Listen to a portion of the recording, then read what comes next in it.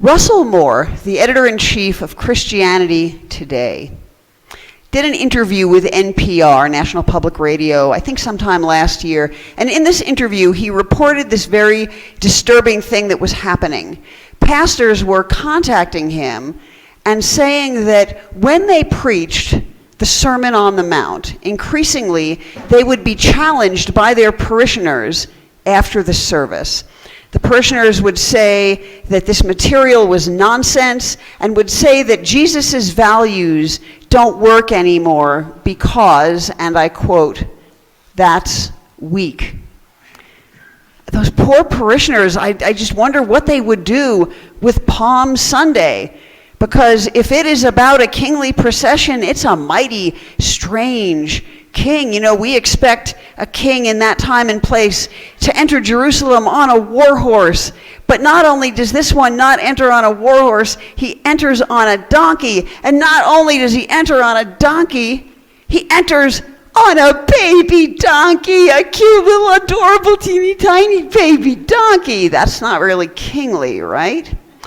Also, he does not enter through the main gates because there's another procession going on over there as Pilate comes to town with all sorts of military backup and fancy horses and fancy gear. No, Jesus enters on the nondescript side of town. We might even say on the wrong side of the tracks.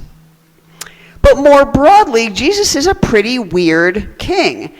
He doesn't lord it over anyone. You know, we talk about Jesus as Lord, and yet what a strange Lord who doesn't lord it over people. Instead, he serves.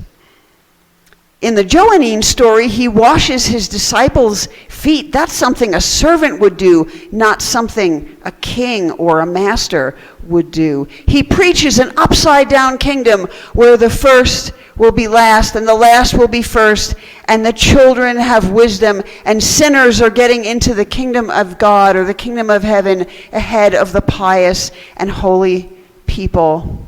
And perhaps most telling, as we enter Holy Week, we cannot ignore the part of the story in which this strange king would rather die than kill. My worship song, Two Processions, is based on a 2006 book by Marcus Borg and John Dominic Crossan called The Last Week. And both the book and the song ask which procession we are going to be a part of.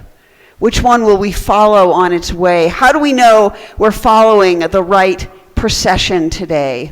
There are many possible answers, but today I'm going to focus us on two of them. One is we can join what in the song I call the Commonwealth of Servants. The other is we can resist Christian nationalism. And that's what we will talk about today. The word Christian means little Christ. And the implication there is not merely that we are following Jesus, but that we are supposed to be like him. So what does it mean to try to be like Jesus? What should we be doing? And the most common answer you'll normally hear from me, and in a lot of progressive Christian contexts, has to do with the two great commandments. We are supposed to love God and love our neighbor as ourselves. Totally true, but I'm not going to talk about that today. I'll talk about that plenty of other times. However, loving God and our neighbors means serving God and our neighbors. So now we get into the uncomfortable topic of service and being servants. Elsewhere in the Gospels, Jesus says that we should serve God and no other masters. And this may sound familiar. He says, no one really can serve two masters because you will either love the first and hate the second, or hate the first and be devoted to the second. No one can serve God and wealth. Right. Well, wealth is one of the other masters we are tempted to serve, right? But not the only one. There are some other masters that beckon us and invite us to serve them. Status, fame, power, comfort. And there's more, but we'll stop there. Jesus says, no, none of them serve God alone. We also see this actually in the temptation stories that we started Lent with several weeks ago. Something to bear in mind is that Jesus, as an observant Jew, would have been deeply familiar with the Exodus story. And whether we think of the Exodus story as historical or not doesn't really matter. It is the Jews' foundational, formational story of becoming a people and becoming God's people. And in the Exodus story, God brings the Israelites out of Egyptian bondage, right? We all know that. But God does not bring them out of Egyptian slavery so that they can be self-actualizing, individualist, separated, self-serving, selfish, narcissistic individuals. No, God brings them out of Egyptian bondage so that they can be in bondage to God. Oh, that's really uncomfortable. But it is part of the story. God in this story, in this foundational story of how the Jews came to understand themselves as who they were, says, you should not be in slavery to the Egyptians, you should be in slavery to me. So, that is quite uncomfortable. But I'm pretty sure it is informing all those times when Jesus talks about being a servant or being a slave. We'll get back to one of those again in a few minutes. Now, serving God is one thing, but if we are to love both God and our neighbors, we are presumably also to serve both God and our neighbors, which means we are to serve the world, starting with each other, starting with our loved ones, but then serving the world more broadly as well. So let's go right to the pain point. Why is the idea of thinking of ourselves as servants uncomfortable? There's all sorts of reasons why the word slave is uncomfortable, and I'm going to bracket that word and just focus on servant and service today. But we, if we are honest, mostly associate serving and servanthood with low social status.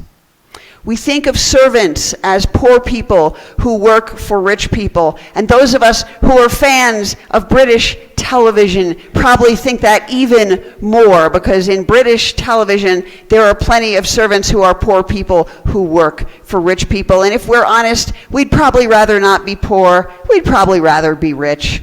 That's okay.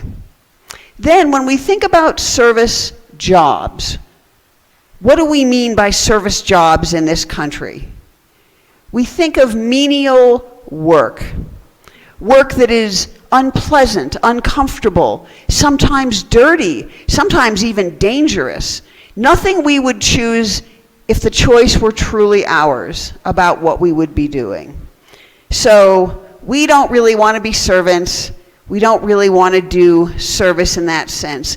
And yet, Jesus says in the Gospel of Mark, our earliest gospel, at one point, talking to his disciples, so we in this room and on this Zoom, we do not have any excuse about this. If we're trying to follow Jesus, this is for us. He says, whoever wishes to be great among you must be your servant. And whoever wishes to be first among you must be slave of all. I don't know about you, but I find that really cringe-worthy. But maybe we can reclaim the word service and the word servant just a tiny little bit, because after all, right after this wisdom sharing, we are going to sing the servant song. Won't you let me be your servant? And I don't know how uncomfortable we are when we sing it, but we certainly sound when we sing it like we're not too uncomfortable. We will sing Together We Serve later today. We've sung that before. That doesn't seem to freak us out too much. And notice even the word we use to talk about worship. What did I just say? I said later in the service, we will sing these things. So whatever else service is, it's got to have some positive valence for us, because we're all sitting here in a service right now, right? So here are some ways that I think we might be able to reclaim the idea of service just a little bit. For us today, what does it mean to serve or to be a servant? I think it starts with recognizing that divine spark that is in absolutely every person, because all people were made in God's image, without exception. And so when we recognize that, we are impelled to treat people with the respect and dignity that demonstrate that recognition. And then serving in action is paying attention to others, not just ourselves. It is caring for and tending to others. It is putting others' basic survival needs ahead of our comfort and ease, which means sometimes maybe we give some money, time, and energy to organizations or initiatives that help people who are struggling. And finally, service is working for the well-being of others, including our enemies. I'm not going to talk about that today, but that is part of Jesus' equation. So when we think of those things as service, and of those things as the things a servant does, surprise, we are already serving. We are already servants. We just don't see it that way. There's one other thing about the idea of service that maybe if we can tweak it or reimagine it, it will make the idea of service and servanthood a little less uncomfortable. As I said before, we associate serving with low status, and serving and servanthood are kind of inherently hierarchical in how we think, right? It's someone with less money, less power, less status, tending to the needs of someone with more money, more power, more status. It's about hierarchy. But in fact, the service or servanthood that the servant king invites us into is about equality. It's not about hierarchy. So I am, with deep apologies to Abraham Lincoln, going to propose that for Jesus, servanthood means the servanthood of all, for all, by all. I hope that is maybe a slightly different take on servanthood, one that maybe is a little less cringe-inducing. Now, when we talk about serving God and no other masters, we are immediately led to think about Christian nationalism, which we really should call white Christian nationalism, so that is what I'm going to call it for the rest of today. And there's a problem with white Christian nationalism. Well, there are many, many problems with it, but one of them, and the rest kind of unfold from this, is that it involves serving masters other than God and kings other than Jesus. The title of today's wisdom sharing is No Kings, and then in parentheses, but Jesus. And Vista Grande Community Church has no kings but Jesus, the servant king, the peasant king, the weird king. And we know this because yesterday we showed up at No Kings 3. We had a table there, and we interacted with all sorts of people, and I was there, and over the course of the day, I think 9 of you showed up at one time or another, which is amazing and wonderful. So we already buy into this no kings but Jesus thing. So I think the rest of what I'm going to say is not going to be wildly controversial, but if it is, we can talk about it later. I wrote the worship song Two Processions before I really knew anything about white Christian nationalism, but I find it eerily, disturbingly, and dismayingly relevant 20 years literally after the publication of the book that inspired the song, because white Christian nationalism does not enter Jerusalem on a cute, teeny tiny baby donkey, and white Christian nationalism does not enter the back door on the wrong side of the tracks, and white Christian nationalism celebrates a violent, mighty ruler, not a peaceful peasant king. And white Christian nationalism is about the love of power, not the power of love. White Christian nationalism is about domination, not compassion. And white Christian nationalists have publicly called empathy a sin. And to that I say, may we sin boldly. But white Christian nationalists have also attacked an Episcopal bishop for preaching mercy. White Christian nationalism is supporting and bucking up the nightmare of neglect that our modern day Rome, because the United States, make no mistake, is Rome today. And today, our modern day Rome is gleefully promulgating a nightmare of neglect for way too many people. And white Christian nationalism is no fan of joyful justice. And white Christian nationalism is a dominion built on fear. It is not the realm of hope. So it is the wrong procession. If there are any Wallace and Gromit fans in the room or on the Zoom, we might say, white Christian nationalism is the wrong procession, Gromit. Because if we want to follow Jesus, we cannot follow white Christian nationalism because we cannot serve two masters. We have no kings except for the strange, weird servant peasant king who invites us to co-create God's kingdom, or as we often say here, kingdom. As I was developing this wisdom sharing, I found myself deeply haunted by the prayer attributed to Saint Teresa, "Christ has no body now but yours." And in the song that has been developed in the Catholic tradition from this, that phrase is sort of elaborated to mean that we are the ones who must look compassion on the world and serve others. And that's absolutely true. Clearly that was intended.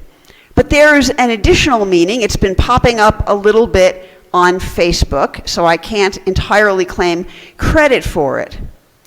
But if Christ has no body now but the body of all human beings, then every time we, and I don't mean we in this room, I mean we the country, we the world, we the leaders, and so on, every time we harm people, cause suffering, strip away basic survival resources, kill, we are crucifying Christ all over again.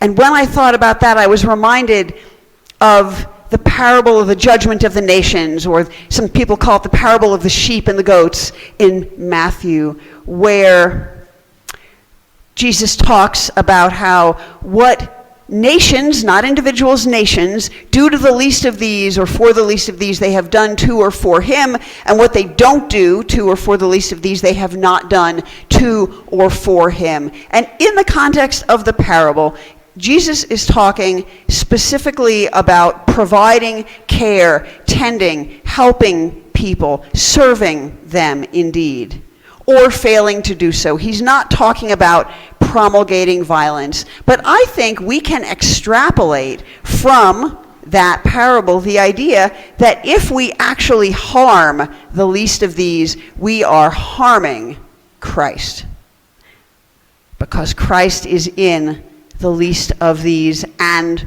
all of us.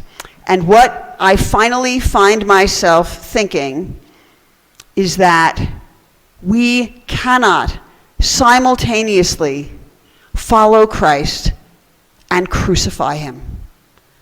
And for that reason, if no other, we must resist white Christian nationalism loudly and in public witness, and we must name it for what it is, which is idolatry.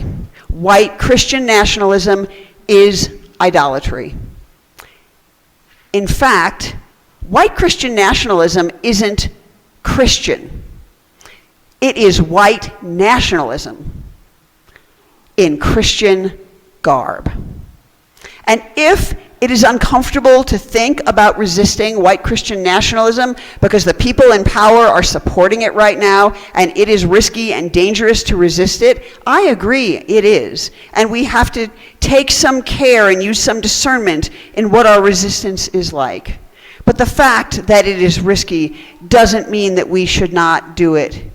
It means that that might just be a concrete way we can take up our cross. I'm going to end this, as I end every week, with a few questions and a prayer for us all. For people who might be new today, the spirit of these questions is that they're my attempt to help you take the message of the service, service. Again, the energy of this service, the concerns of the service, away from the service, and bring them into your week with you, and let them inform your life, and let them work on you. So here are this week's questions. What would it change in you to see yourself as a servant of the world? Where, when, how, and why do you resist seeing yourself in this way? Because if we're honest, probably most of us resist it, but here's an invitation not to. How, in fact, are you already serving others? Because we all are. But let's name those things explicitly. How are you already part of the commonwealth of servants? And finally, how can you resist white Christian nationalism in your life in ways that have integrity for you? I end with a prayer for us all. For new people, I call it that because I am in need of this prayer as much as anyone else in the room possibly could be. May we follow Jesus, not Pilate, putting our faith in the power of love instead of the love of power. May we choose the peaceful peasant king over the violent, mighty ruler.